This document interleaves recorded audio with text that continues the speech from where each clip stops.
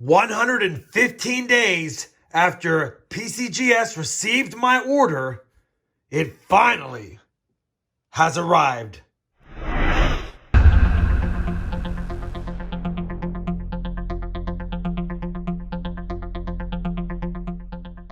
Hey everyone, it's RobFindsTreasure and welcome back to my channel. That's right, we've got another PCGS unboxing video for you today. And for those new to my channel, I do have an entire playlist on PCGS unboxings, as well as part of that playlist, a how to submit coins for grading through PCGS's online service.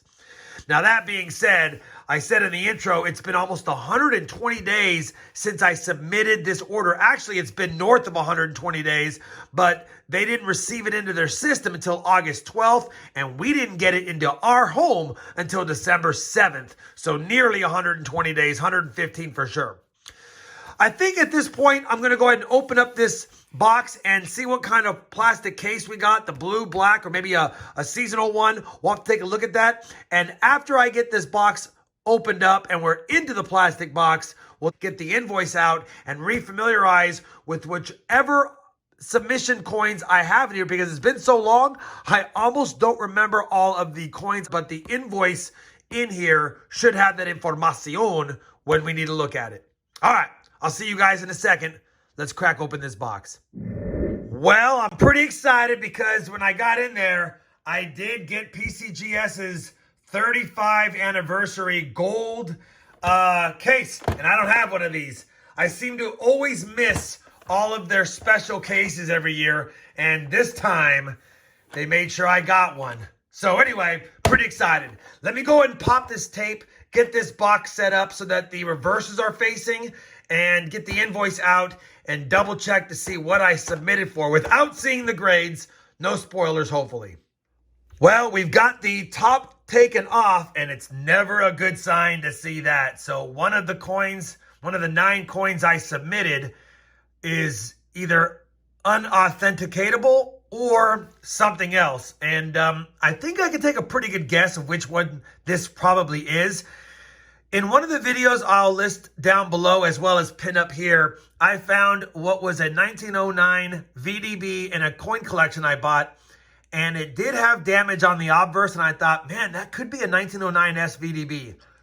This is one of the coins in this submission that I am the least comfortable about, because I was really just submitting it to see if I can get lucky and get a 1909 S VDB with damage. I didn't care if it got no grade. I just wanted to be authenticated.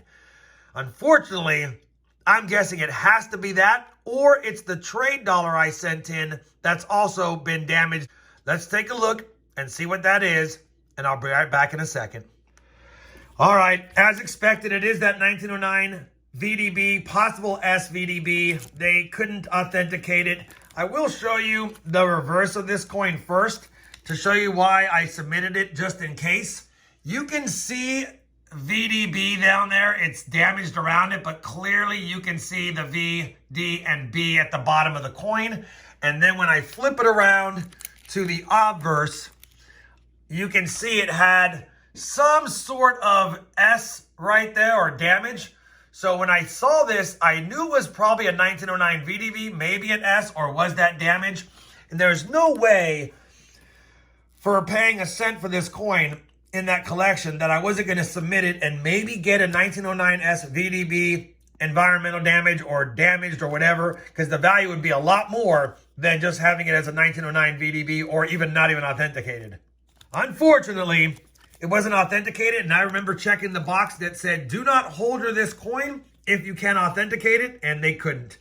So as expected, that was pretty much just a waste of about $25 in grading fees, but it was worth the effort, the $25 effort, to possibly have a $400, $500, $600 coin if they could have authenticated it. First one down is a bust, as kind of expected. We've got a few more cents to look at.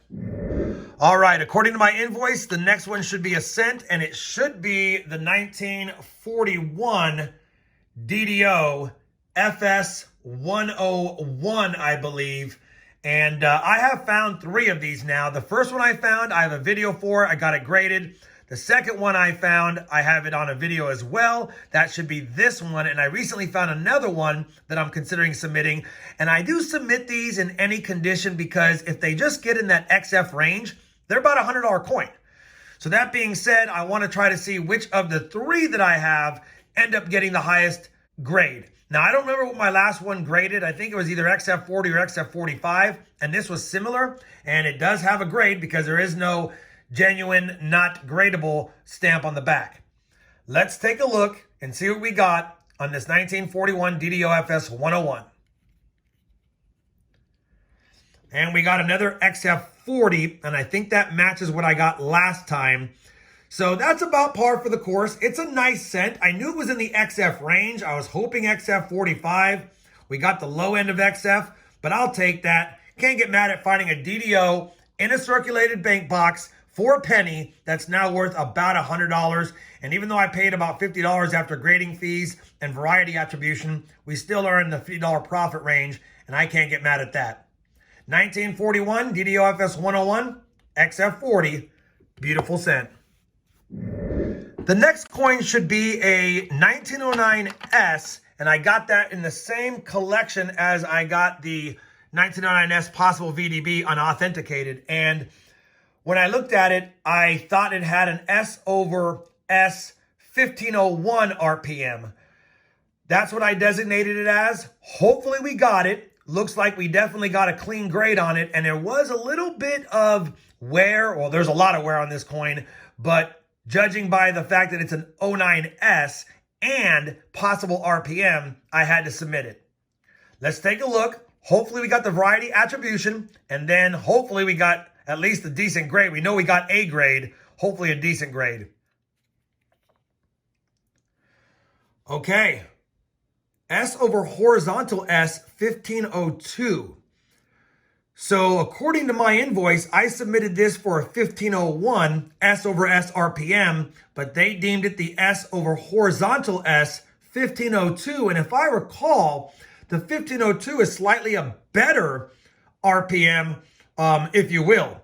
Unfortunately, we only got a VG10 grade on it, and a VG10 puts this right around a $100 coin as well. But we'll take the 1502 in a VG10, and I will put this under the scope. It might be hard to see in the plastic, but if you go back to the video that I have linked down below, you will definitely see that we saw this under the scope before it was put in the holder. And again, I think I called it a 1501, but I'll take the 1502, and it just goes to show you, if you mislabel your submission on a variety but pay for the variety services, they will take a look at it and call it the correct variety. Let me put it under the scope. We'll take a look at it together and see what we see. All right, so here's the S, and you can see there's a little bit of a split serif here, splitting there. The horizontal one is one that looks like this. I don't see that based on this, unless that's the bottom serif horizontal. I thought it was split this way, S over S, not horizontal. I thought it was the 1501, but apparently they think it's the 1502. Either way, it's nice to have a 1909 S over horizontal S 1502. Again, in this grade, about a $100 coin. But considering that I bought a lot of these cents for almost face value in that collection, not all of them, some of them, I will definitely take that for sure. 1909 S over S, S over horizontal S, 1502. Not a bad grade. Overall, wanted better, but I'll take the better of the two varieties that I submitted it for. All right, moving right along, we should have a couple of $half coming up next. A QDO, quadruple die obverse, and a DDO. Let's go ahead and grab the first one here. And there's no toning on this one. And the DDO FS 101 I know has a lot of toning. So this is not the 101. This should be the QDO FS 105. Hopefully we got it. Well, I'm pretty sure we got it because I've submitted QDOs before and I've never had a problem getting the designation. But this one looked really nice. So I'm hoping for a higher mint state QDO FS 105 on this submission coin. And we got it. 1964D, PCGS graded MS65, quadruple die obverse FS 105. What a beauty. What a beauty. And I believe I got this one in one of my junk silver purchases. I'll have to see if I can find the video. If I do, it'll be listed down below. But let me put it under the scope and show you guys the QDO on this bad boy. Take a look at that. What a beauty. A lot of doubling, 4 times the doubling actually. And it was a no-brainer when I found it. Sometimes the QDOs look like the TDOs, but you can clearly see that there's 4 serifs on these. And with all the die markers, I knew for sure it was that. And it's an absolute beauty as well. I don't remember what the QDO FS105 goes for in an MS65. I'll let you guys know what the value is in just a second. I'll bring up the PCGS price guide report on this particular coin and show you what it looks like on screen. What a nice find. What a nice grade. Gotta love it. So I've got the Kennedy $half price guide from PCGS brought up. And when I bring up the 1964D quadrupled die obverse, the FS105, in a mint state 65, we're at $130 in value. So paying junk silver price for this, probably $11 for the coin and $50 in grading fees, I'm still up about $70 in value, and I'll take that. Again, we're not knocking the socks off any of these submissions. $100, $100, $130 roughly in value. We're doing well though. We're 3 for 4 on submissions. Moving right along, we have another 64D FS101, I believe. And this is a coin that I got from a junk silver lot that I bought on May 20th, 21. And I'll have a link to that video both down below as well as pinned up here for your convenience to check it out. But in that video, I thought it would grade about MS65, but the toning was beautiful, as you will see on the other side. Now, we got a straight grade. Hopefully, we got the variety designation. And I honestly thought this would be a 66 or a 66 plus based on the toning. So I'm hoping for somewhere around there on the grade with the designation intact. Let's take a look and see what we got. Well, they gave me this MS65, and I thought they would give me a 66 plus based on the condition and the toning. No plus grade and only a 65. Kind of a bummer. I had a lot of high hopes on this coin, but you know what? 65 is a good grade. DDO FS 101. I'll take it. Man, it's a beauty. The toning is absolutely fantastic. Let me stick it under the microscope and show you what this DDO looks like as well. All right, I had to move it because of the glare, but you can clearly see the doubling on this coin. Absolutely fantastic doubling. Definitely was a no-doubter FS 101. And the toning does detract in some ways on the coin, but at the end of the day, in hand, it's an absolute beauty. So I was hoping it didn't have any damage, and when I scoped it the first time, I thought, man, it's still in great shape. Was hoping for that plus grade. Was hoping for the 66 plus. There's a big jump in price north of 65 on this coin. But let me bring up the price guide value on this one since I have the Kennedy $half price guides already up. And we'll take a look at what it's worth in its current grade and designation. All right, we've got the price guide brought back up. The 64D FS 101 in a mint state 65 is $235. Had we got a plus, it'd be $300. Had we got the 66 or better, would have been $700, and 66 plus is $1,000. I submitted it as a 66 plus when I insured it, hoping for that 66 plus grade. We didn't get it. Look at the price jump from 65 to 66. Man, we're always one off, but you know what? We're $180 in the good. I'll take that all day. What a fantastic find. Happy to add it to the collection.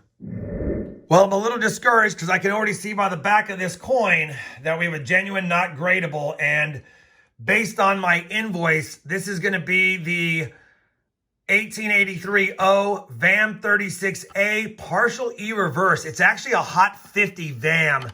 And I will tell you, I was a little concerned on the submission on this coin. The back is absolutely perfection. But there is some oddity on the front, and I was concerned about it. And I think that's going to be damaged, but we'll have to see what they say. 1883 Hot 50 VAM, VAM36A, partial E reverse, PCGS genuine, repaired, unk details.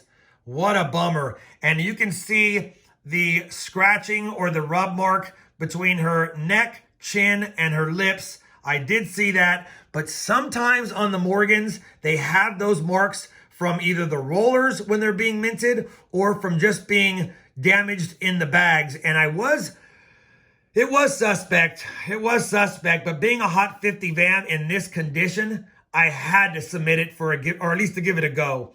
And it's unfortunate and kind of expected. We did get the Hot 50 VAM designation, and it does have the UNC details, but that damage was not overlooked, and it must not be mint damage. It's what they called repaired, which is a bummer. Obviously, with the damage on this coin, probably barely going to get back my cost of buying the coin plus the submission costs at best. It's unfortunate because it is a beauty, and I did know about that, but I do collect VAMs, so at the end of the day, I've added a Hot 50 Morgan VAM to my collection, even though it doesn't have a grade. That is life sometimes. You got to take a little bit of a roll of the dice when you submit. In this case, post-mint damage. That's a bummer, but always worth a shot. Next up in invoice order should be the 1881S. This is an 1881S. I thought it was absolutely beautiful, and I honestly was hoping for a proof-like designation. But just as an FYI, I am like 0 for 4 or 5 on submitting S-minted Morgans and receiving the proof-like designation. You can see why I thought it was proof-like on the back, and yes, I'm aware that a lot of the S-minted coins have very beautiful reverses and beautiful obverses, and so getting a proof-like designation is always tough. Hopefully I got it this time. Hopefully I got a good grade as well. 1881S, did we get a proof-like designation? We didn't. We didn't again. And man, I am striking out, and you can see why I was hoping for maybe a proof-like designation on this, but they are tough on these S-minted Morgans. I don't get them. And I know I have submitted one and got a DMPL on a CC before, and the DMPLs are obvious. You can't miss them. But this one, honestly, was probably one of the best S-minted obverses and reverses that I submitted. I had high hopes. We didn't get it. We got a PCGS MS62, and I knew that there was a lot of detracting marks, so I was thinking it would be an MS62, hoping for an MS63, but more importantly, hoping for that proof-like, and once again, we didn't get it. But I'm not mad, man. It's a beautiful coin. You can see how beautiful it is. I'm happy to have it slabbed. What a bummer. Are we ever going to get an S-minted Morgan with a proof-like designation attached? Not this time. All right, the second to the last coin submitted should be the 1878 Seven Tail Feathers, reverse of the 1879. And the reverse of the 1879 has basically the rounded breast feathers and the slanted arrow feathers, if I recall correctly, whereas the reverse of the 1878 has the parallel arrow feathers and the flat breast feathers, if that makes sense. I'll talk more about that in a second, but bottom line is this coin jumps a lot in value from MS62 to MS63. When I took a look at this coin, I thought it was an absolute beauty. I cherry picked it, got it for a good price, and because I don't have a reverse of 1879 graded, I thought I'd submit this one and roll the dice, and hopefully we can get a decent mint state grade. Now, if I recall, I thought it was an MS62, pushing an MS63. It does have a little bit of detracting marks in the fields and on the cheek of Morgan, but we'll see what we got. Man, that's tough. MS61, 1878 Seven Tail Feathers, reverse of 1879. I knew it had some marks in the field, some heavy marks, but I guess they really don't like this mark. But I was thinking MS62 at least. Man, that's tough. MS61. I don't remember the value of a 61 versus 62 or 63, but I know it drops pretty significantly. Let me bring it up really quick, see what the value is, see what it's worth in its current grade. All right, 1878 Seven Tail Feathers, reverse of 1879. Just to clarify with you guys, yeah, the reverse of 1878 has the flat breast feathers and the parallel tail feathers. Hopefully you can see that. And the 1879 has the rounded breast feathers and the slanted arrow feathers, which is what I've got. MS61 is a $250 coin. 62 is $350, and 63 is $550. So I was hoping we'd get a 62, praying for a 63. We got a 61. Man, $100 difference in one grade. And I'll be honest, it is a nice coin, and I knew it had some marks like I said, but 61 seems a little light to me. Again, I know there's some heavy contact marks behind the bonnet here or on the neck area, but still, 61's a tough grade. I was slating this for a 62, praying for a 63, and we got the 61. Worst case example of what I thought I would get, but still a $250 coin, and even after grading fees and what I paid for it, we're probably still a little bit ahead, or so, I should say.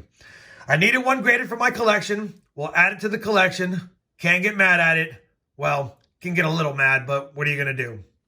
All right, one coin left. It's the trade dollar. Let's see how we did on that one.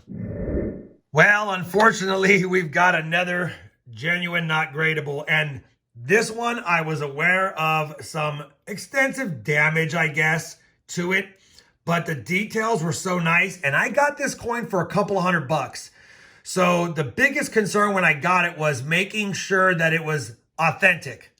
I don't see that it's not deemed non-authentic, so at least we know it's probably going to be an authenticated trade dollar, and I will show it up front here in a second, but man, no grade. Kind of as expected, but I wanted it holdered as genuine regardless, because trade dollars have been faked throughout the years, and I wanted to make sure it wasn't a unauthenticated trade dollar at worst case. I paid $200 for it. I paid $30 in grading fees, so any value north of $230 is fine, even though it's not gradable. Hopefully we got good details grade on it for sure. 1878 S PCGS genuine tooled AU detail. Man, that's a bummer. Tooled. I'll show you some of the marks I was talking about, but I think it's more damage than tooled. But let's get it under the scope, take a close look at the damage on it. And again, I know many of you are going to say, Rob, why'd you submit something you knew had damage? Trade dollars, I want them authenticated regardless, and it's worth the 30 or 40 bucks to pay to get them authenticated. And with the details grade like I wanted, it does add value regardless. Let's get under the scope, take a look at some of the damage. So as you can see, we had some damage right here, which I wasn't overly concerned with. There is a lot of scratches in the field. This thing has just seen some circulation, in my opinion. As far as tooled is concerned, I don't know. I've never received a tooled grade. You guys can let me know. Does that mean somebody tried to make it look nicer than it is? Or tried to clean it improperly? I'm not 100% sure, but definitely has some damage on it. Either way, the details were good, and we did get AU details on it.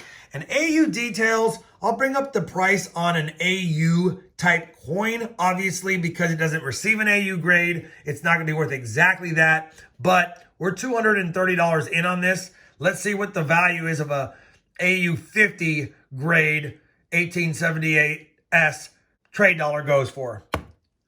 All right, we bought up the 1878S trade dollar, and if we go down to the pricing here, a AU50 is worth $450, although they've been selling, yeah, I guess $921, $430. They're selling for about that in an AU50 grade. Unfortunately, mine's not truly an AU50 grade. It just got AU details.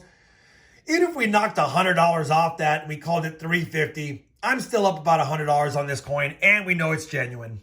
Man, didn't do as well this time, but like I said, a few of the coins I did expect to maybe not get full grades on them. I wanted details or verifiable stuff, and what are you going to do?